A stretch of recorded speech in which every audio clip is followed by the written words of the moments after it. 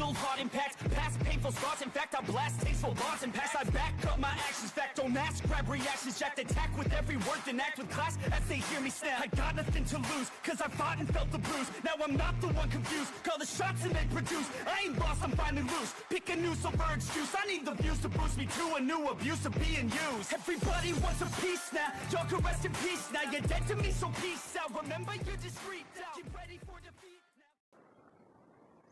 now. Alrighty, hello everybody. This is Kiru's show here, and now, before we do begin, I am going to try and wrap this series up in this part. Try and put it in a neat little bow.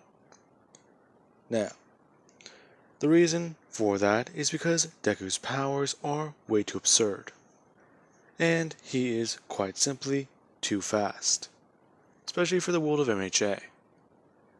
Now, I am very groggy. I did have a nap earlier, and I didn't even get too much sleep out of that. I woke up feeling more like shit.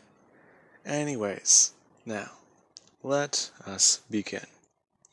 Whenever we last left off, we had Izuku Midoriya, who was on our island for the event that would be known as, well, the island event, or the Two Heroes event now. With that being said, Izuku did then run to the music shop, as we do have Ida, who did eventually catch up to Midoriya and found him hanging out there. Him being seen as a celebrity, since a lot of people have heard of this insanely fast guy. As we actually do have where Midoriya, he is standing still. Him being at the race course, where the announcer is saying that they should expect this boy to break a few records. Talking about how their fastest record is about roughly 13 seconds, so Izuku Midoriya should break it in about 2 or 3. Midoriya looking at the lady and telling her that that is actually extremely slow, and telling her to just allow him to press the button whenever he does finish. Her saying yes. Now, Midoriya, he actually does hear her say begin, as he would immediately run through and blast through all the robots. Him taking them all down, as he actually would then run over, walking over to the lady, pulling her hand out of a fist, taking the thing out of her hand, and pressing down the button. As he does slow down, everyone watching the robots explode, as the lady then actually does go to press down, and the look of confusion on her face whenever the thing's not in her hand, and Midoriya is holding it right next to her. So how'd I do? What? That's not... You got... Wow. That's insane. You got less than a millisecond. Yeah, sorry. I had to wait for your instruments to be able to pick up my time. Wait, you defeated them faster than that? Yeah. Anyways, later. No way to say. Him walking away. As the lady does stand there, kind of confused. Did the guy even actually do the course? Of course he did, the robots are destroyed. Now, he would then meet up with Ida, and these two would both go through the courses. People watching Midoriya break land speed records, and even show off particular abilities with his quirk, that many of them have not believed he would be able to do. Now, we do then cut up to the night where the island is going to be raided, as we do have the moment that they did break into the room while Midoriya and Ida were both actually dancing, her leading him since he was basically almost stepping on her shoes. Now, Midoriya, the moment that the villains did break in and go to shoot something at All Might, Midoriya did run up, him being able to grab the thing out of the air, and being able to wrap the villains up in their own equipment. As he does then actually see Wolf's Bane, him taking the mask off the guy's face, as he actually does take one of those things that he had in his gun. Now, Midoriya, he takes apart the gun, takes one of these pieces out, and just wraps Wolfbane up in a bunch of them. As he actually does, then draw on Wolfbane's face. As time does resume and the guy goes falling backwards. Along with all the men he does have with him, confused as to why they're wrapped up in their own equipment. As everyone does just see Midoriya standing there, and All Might actually going to get up in a defensive position. As Midoriya would just tell everyone that he got it, not to worry about it. Now, the party does still end, but the students were able to salvage it. Momo actually making a jukebox or something simple to play music, and them having their own little dance outside. Now, there actually is then whenever we do jump over to the forest training camp. Everyone is getting out of the bus and talking, as Midoriya does actually have his headphones in. Him listening to music as Aizawa does go on talking about what's going to currently happen. Now, Ida does go bring her hand up on Midoriya's shoulder, trying to tell him to listen. Aizawa telling her not to interrupt him. This is a lesson he'll need to learn on his own. Now, the Wild World Pussycats do pull up. The moment they do, some of them actually do go running up to Midoriya. As one does pounce on him and Midoriya almost does fall forwards. Him using his speed to turn around and see who's behind him.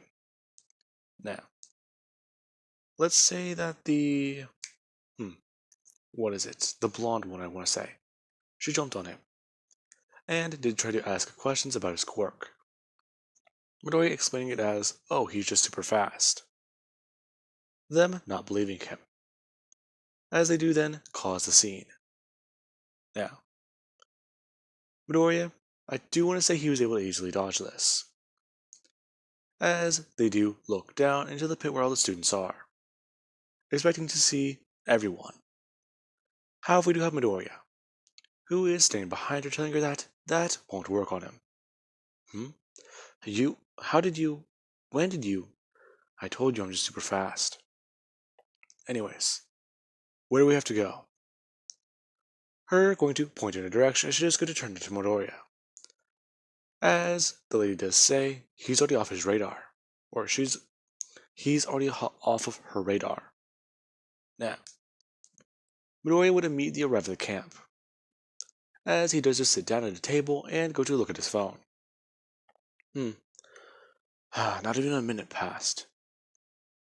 Now, Midoriya does look around, as you do have Koda, who was confused to see Izuku sitting there. Now, Midoriya actually would run up and ask Koda if he's just going to stand there. The kid looking up at him before going to cock back his hand. Midoriya immediately taking 3 steps backwards and appearing to teleport. Yeah, I don't think I'm going to let you do that. How did you do that? I'm fast. I don't believe you. Well, kid, I am. Midoriya does say. I'm actually going to bend down and squat down. Telling him that, how about this? He'll prove it. Telling Koda that he can take him to a place to go get food. How about that? Please. We couldn't get back in time. Yeah, we can. We'll just be gone in an instant. Probably not even 10 minutes. Besides, we have 2 hours before they do get here. Sure. Fine, whatever. Now, Midoriya would tell Koda to jump on his back. Koda walking around and jumping on as Midoriya does grab him by his legs, telling Koda to hold on. Now, Koda does do this, as there's something there, then the next second, boom, there's somewhere else. Koda confused by all this, as Midoriya does ask him if he's okay. Him saying yes, he's fine. And, well, them picking up some food, and immediately arriving back, as Midoriya and Koda do sit down and both talk. Koda, annoyed and confused at this guy's quirk. Half Midoriya with his, well, looser attitude, and his way of seeing things, he does eventually break through that little mold Koda does have. Now, everyone else does arrive and see Midoriya and Koda both sitting there. Midoriya talking about how he once raced against the pro hero known as Ingenium, before he retired. Now, Koda, he does find this to be quite fascinating, as he does actually ask if he's raced against All Might. Midoriya is saying that yes, he has on multiple occasions, explaining that he won their last race before he got into UA, and he did actually beat him in the finals. Now, Koda does find this all to be quite fascinating, as we do have the next day for training, where Midoriya, he doesn't really do too much. In fact, he's more or less just sitting down and waiting. That's it. It's more or less Aizawa does want to see how much patience this boy does have. And we do have Midoriya, who he is just sitting there. Aizawa telling him not to move at all, and that he's aware of his quirk because of Nezu. Now, Midoriya does just wait, and wait, and wait, and find it to be annoying. Now, that is all Midoriya would really do, as Aizawa is trying to get Midoriya to not use his quirk the way he does. Midoriya uses it all the time. The boy's distracted. The boy's a prodigy, yes, but he needs to learn some goddamn patience. Now, there is the night whenever the forest is attacked, and it goes somewhat like this. The very moment that Midoriya does smell flames, everything is over. Dobby's arrested and kicked in the nuts. Mr. Impress, he has his mask revealed, and his arms tied behind his back, as he's wrapped around a tree. And Muscular, yeah. Midoriya, after searching through the area, did find the guy. The guy flying through the air, as Midoriya did just push him in front of a tree and punch him in the back of his neck, since he was a very, very large man. Now, basically Midoriya would take down the entire league of villains, and they would all be moving 1 second, and the next second they're all either, well, out of combat, or Midoriya took them all down. As Dobby, yeah, he was just surprised. All of a sudden he's bursting flames, the next second he has a great pain, and his hands are tied behind his back. Now, the sports festival incident is able to go a bit more off the record, since villains attacked, but UA, their finest student, quickly was able to take them all down and solve the problem. And this is whenever UA actually does implement the dorm system, where, I'm very tired, a few things do happen. Midori is offered to be on All Might's squad to try and find All for One. Now, ultimately Midoriya, he is surprised by this offer. And we actually do cut to him in a hero meeting, where All Might and many of the pros are currently all sitting around a board with Principal Nezu. Nezu actually trying to inform all of them about the action they do need to take soon. They need to find the villains, and with certain records that he has been able to dig up and find, they've been able to isolate the villains to at least 3 possible cities. Now, Midoriya does simply ask about the cities, as Nezu does inform him of their names. Now, Midoriya just asks Principal Nezu if they're looking for anything in particular, to which he does actually turn to the board and begin to start talking. Him beginning to write things down. They need to check warehouses, buildings, and certain residential areas. along with at least trying to check these areas as well. Now, Nezu just keeps talking, and talking, and talking, unaware that Midoriya's already disappeared behind him the moment he opened his mouth. As he does turn around and tell Midoriya that they need to begin searching immediately, and that he should use his speed to him turning and seeing Midoriya, who does just have a piece of paper directly in front of him. As he does then slide it over to Mr. Nezu, saying that he found weird things at the first city he went to. Hmm? Yeah, inside this warehouse there's a bunch of Nomu, and I don't want to sound, well, weird, but I think I saw that handsy guy whenever I was at this bar. Hmm? You went to a bar? Yeah. I searched every location. I tried to stick to areas that weren't residential, but in the end I ultimately did have to, and that felt kind of strange. Even though I didn't have jurisdiction, but technically I wasn't on the residence for too long. Does that still count? Hmm? We'll get into that another time, young man. But with this, we can actually create a surprise attack. Now, the teams are all put together, and things would align similar to canon in this timeline, where we do cut to Midoriya and everyone in the dorm system, as the raid does actually go off without a lot of problems. Now, the other thing that's different here is that the villains are not at the bar to be captured. It's only Shigaraki and Kirigiri. Now, all for one, he's then actually in a fight with All Might. As we do have Midoriya, who does watch as All Might is beginning to lose, and is currently protecting civilians. Midoriya getting onto his feet, as he does tell everyone that he'll be back soon. As he actually does turn to run. The cup of water on the table he did have sliding forwards and off, as Midoriya does run. Now, Midoriya is going as fast as he can, and he's actually pushing himself.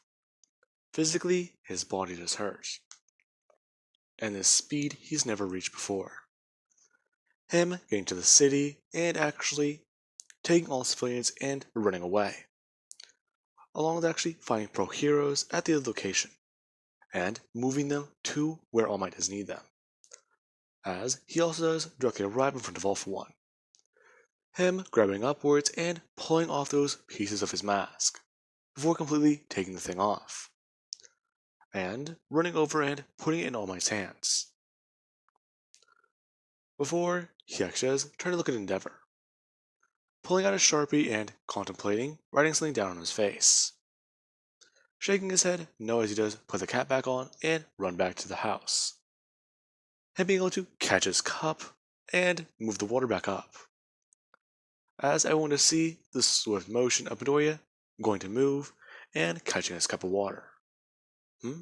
Izuku, you need to go out there now. Don't worry, I'm already back. What?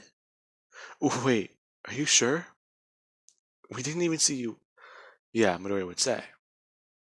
Him actually falling backwards onto the couch, the water spilling on his shirt. Man, that was tiring. But how did you do that?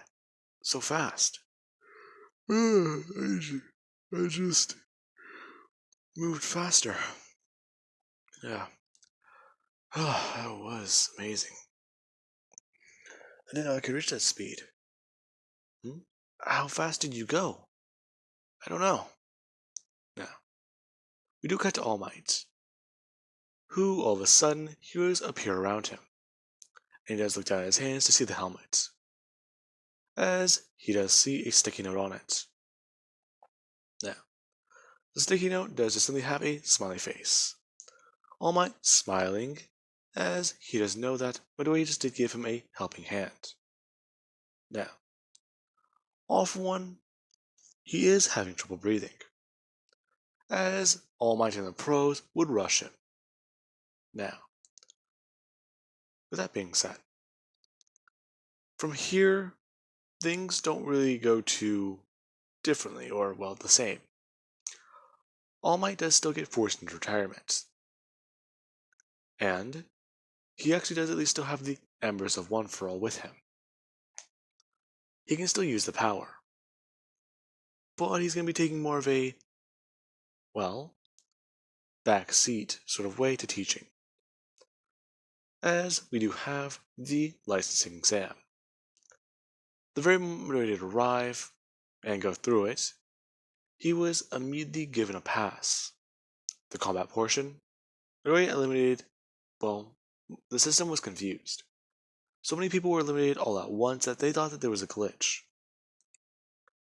And it was surprising. As we do cut to the Mirio versus, well, the Big Three fight versus Midoriya. Midoriya admitting to all of them that he doesn't really want to fight them, since it's going to be boring. Mirio actually revealing his quirk on the spot, and Midoriya revealing his own. Now, Mirio, he is underestimating Deku's speed. Nejire is interested, since she's never encountered what she calls a speedster before. And Tamaki, he does at least tell Midoriya that if he's going to fight, to make sure to take it a bit seriously. Mirio is not someone to mess around with. Now, we do actually cut to the battlefield, where everyone is fighting. Most of Class 1A being taken down, except for, let's say about, Ida and Deku. Now, Ida, she is still standing there, with her hands up in a defensive position. As Mirio is asking her if she's not going to attack. Her just informing him that she doesn't even really need to.